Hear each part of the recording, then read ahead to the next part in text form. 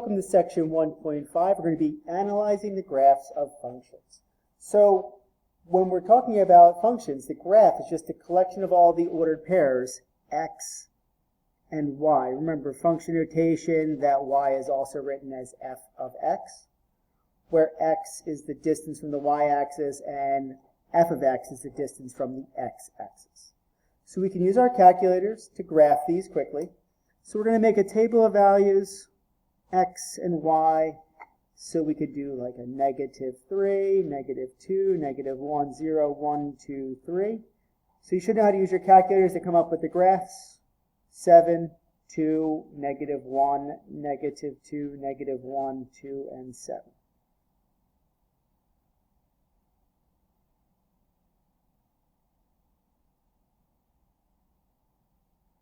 So here's our points on the graph. We're going to find our domain in interval notation. So the domain, it's all real numbers, so it's going to go from -infinity to +infinity. Our range starts at -2 and goes towards +infinity. So at -2, we're going to have a bracket and infinity with a parentheses. Remember, always use parentheses at the infinities. Now, we can use the graph to find f of -1. That's when x is -1. When x is -1, y is -1.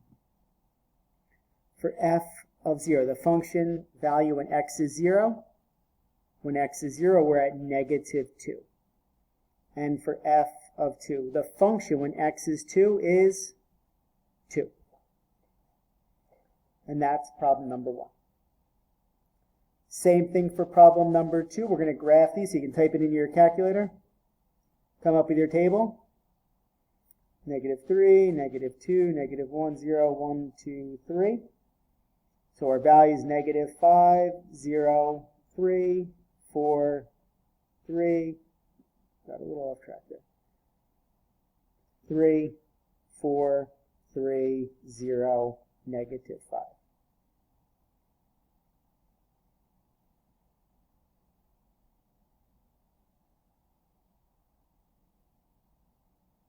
So our graph here is going to be opening downwards. So our domain, it's a quadratic, it's still going to be all real numbers. So -infinity to infinity with parentheses. Our range now, it's opening down, so all the values are going to be less than 4. So from our lower value, -infinity, we're going to our higher value of +4. So parentheses at -4, bracket, parentheses at -infinity, bracket at 4. Now, f of -1. Once again, when x is -1, y is 3. F, when x is 0, is 4. Function f at x equals 2 is 0. And there's our values. On the next page, more practice problems. So once again, graph this on your calculator, x and y. -3, -2, -1, 0, 1, 2, 3. And I think I need a few more values. Let's go with 4 and 5 just in case. So we're at -13, 6, 1, -2, -3, -2, 1, 6, 13. -3, and that's a +13. Sorry about that. We're going to be way up here. So we're at -2, 6, -1, 1, 0, -2, 1, -3, then back up to -2, and then to 1, 6, and then 13 is way off the graph. So here is our graph. So our domain is going to be all real numbers, -infinity to infinity. And our range is going to go from -3 up to +infinity. So bracket at -3, parentheses at the infinity. Number 4 is a square root function. Now, when we take the square root, we can't take the square root of a negative. So let's think that x plus 3 has to be greater than or equal to 0. So x must be greater than or equal to that's a negative 3. So when I start my table, negative 3 is going to be the smallest value. Now I'm going to pick values strategically so I get nice whole numbers. Or you could just graph it on the calculator and see the whole number options. So we're negative 2, 1, 6, and 13. So that would give us a 0, a 1, a 2, a 3, and a 4. So we're at negative 3, 0, negative 2, 1, 1, 2, 6, 3, 13, and 4. So we're like way off here, up there. So our graph looks like this. That's what a square root function looks like. So our domain, this time we're starting at negative 3. So we have a negative 3 with a bracket because it reaches that point all the way to infinity. Our range starts at 0 and goes towards infinity. So 0 to infinity, bracket at 0, parentheses at infinity.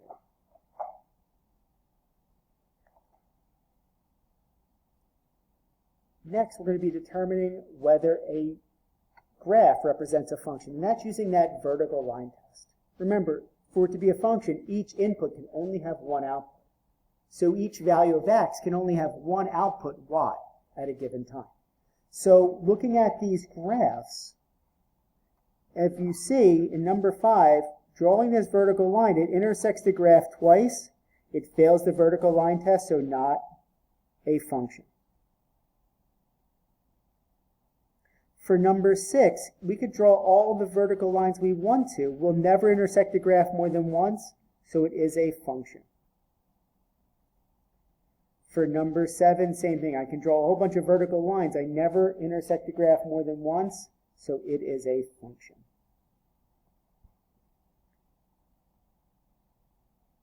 Very important definition here, zeros of a function. The zeros are the x values that make the function equal to 0. They're the x-intercepts. So you're going to hear words like zeros, x-intercepts, the roots. They're all referring to the value of x that makes the function equal to 0, to make y equal to 0. So those are the x-intercepts, the zeros. On the next page, we're going to find the zeros. We're going to find those x-intercepts, the values of x that make f of x equal to 0. So we're going to put a 0 in place of f of x. 3 times 0 squared plus, 0 equals 3x squared plus x minus 10. Here's why we spent all that time factoring. 0 equals, our factors are 3x and x, and then we get minus 5 and plus 2. Now we set each factor equal to 0. 3x minus 5 equals 0. X plus 2 equals 0. So 3x equals 5. Divide both sides by 3.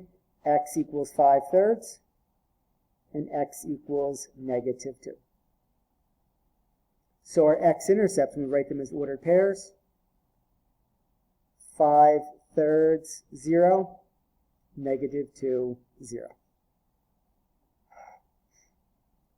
Number 9, 0 equals the square root of 10 minus x squared. To get rid of the square root, we're going to square both sides. So 0 equals 10 minus x squared. Can add x squared to both sides. X squared equals 10. Take the square root of both sides, so x equals plus or minus the square root of 10. So there's our two solutions. So our x-intercepts is going to be at the negative square root of 10, 0, and positive square root of 10, 0. That's where our two x-intercepts are located. And finally, problem number 10. Once again, instead of writing h of t, we're going to put 0 equals 2t minus 3, t plus 5. Now, what we can do is we can put 0 over 1 just to make it look more familiar. What we have now is proportion. And to solve a proportion, we cross multiply. T plus 5 times 0 is 0. 1 times 2t minus 3 is 2t minus 3. So we add 3 to both sides. 3 equals 2t. Divide both sides by 2. T equals 3 halves. So there's the 0. So the x-intercept, or in this case the t-intercept, is at 3 halves 0. That's where that graph would cross the x-axis, or t-axis, whatever you want to call it. One last topic for today, or this lesson, increasing and decreasing functions. We want to think about when the graph is increasing or decreasing. Now, when it's increasing or decreasing, so if you look at the given graph, you can see the line is falling from left to right. So that's an interval where it's decreasing.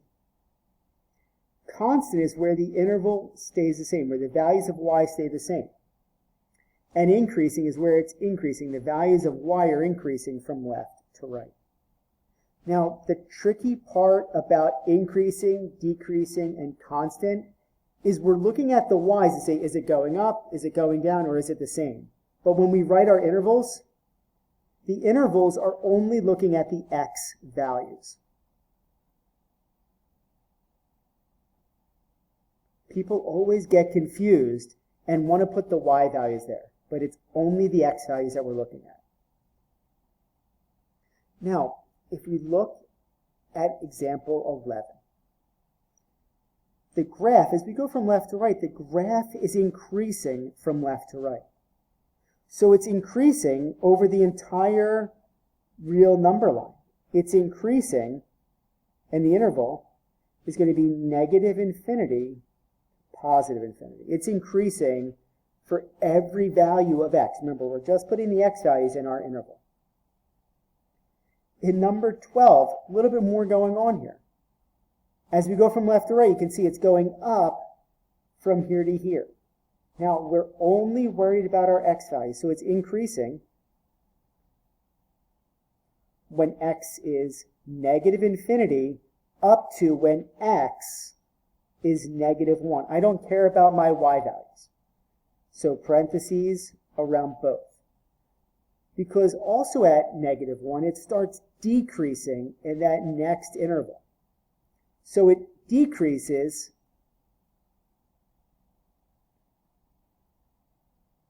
from when x is negative 1 up until when x is 1. Parentheses around both. And now it starts going up again, so it's increasing from when x is negative 2 all the way to positive infinity. So, I'm sorry, that's from 1 to infinity. Parentheses around both. We always use parentheses at the infinities. Now, you see how negative 1 is in the increasing interval and in the decreasing interval. That's why we're putting the parentheses there.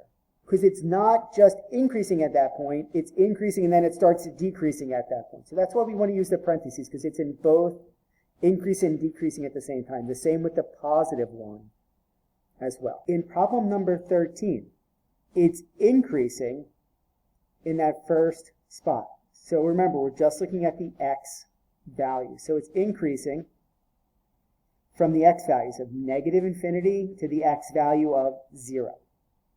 Parentheses around both. In the next step, it's constant. It's remaining the same. So it's constant from the x values of 0 to the x value of 2. Parentheses at both. And then, once you get to 2, it starts going down again. So it's going to decrease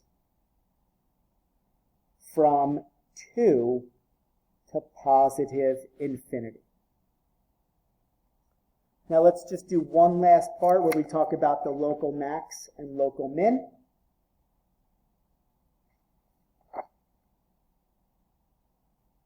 Now the relative max or local max, relative minimum, the local minimum, it's the highest point and the lowest point in a region. So you can see the graph, there's a lot of like peaks and valleys. Think about it almost like a vertex of a quadratic, of a parabola. There's like a lowest point in that general region. There's a highest point in that general region. There's a lowest point and another highest point. So we're thinking about the local max or the relative max and relative min. The relative maximum is the highest point. And that highest point is at 0, 4. The relative minimum, the lowest points it reaches, is here at negative 4, 0. That's the lowest point. And on the other side, there's one at 4, 0.